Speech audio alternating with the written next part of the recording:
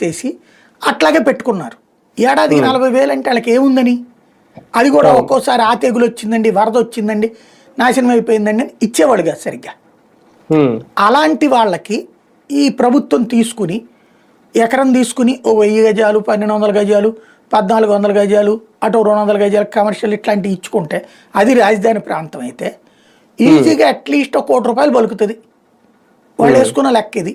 ₹1 కోటి ఈజీగా బలుకుతుంది. ఈ కమర్షియల్ ల్యాండ్ ఒక 50 లక్షలు, ఇది ₹1 కోటి, లేకపోతే అదొక కోటి ఇది ₹1 కోటి వేసుకొని 2 కోట్లు బలుకుతుంది. ఒక్క 5 ఏళ్ళు మనం కళ్ళు మూసుకుంటే మనం కోటీశ్వరులం అయిపోతాం. అంటే ఆల్రెడీ వాళ్ళు వెల్ సెటిల్డ్, ప్లస్ ఇది అదనంగా వస్తుందన్న ఉద్దేశంతో ఇచ్చారు.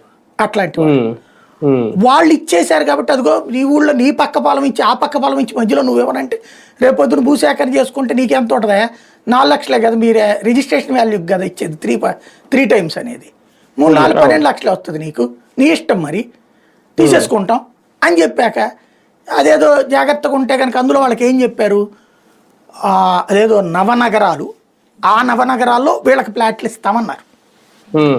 అంటే హైటెక్ సిటీ స్టైలు అట్లాంటి 9 నగరాలు కట్టేస్తాం అక్కడ, ఆ నగరాల్లో మీకు ఫ్లాట్లు ఇస్తామని చెప్పారు. పైగా ఏడాదికి ఒక 30,000 బిగిను, తర్వాత ఏడాదికి ఎంత అని పెంచుకుంటూ పోతామన్నారు. అప్పుడు 30,000కి ఇచ్చిన వాళ్ళకి ఇప్పుడు 50,000 వస్తుందట.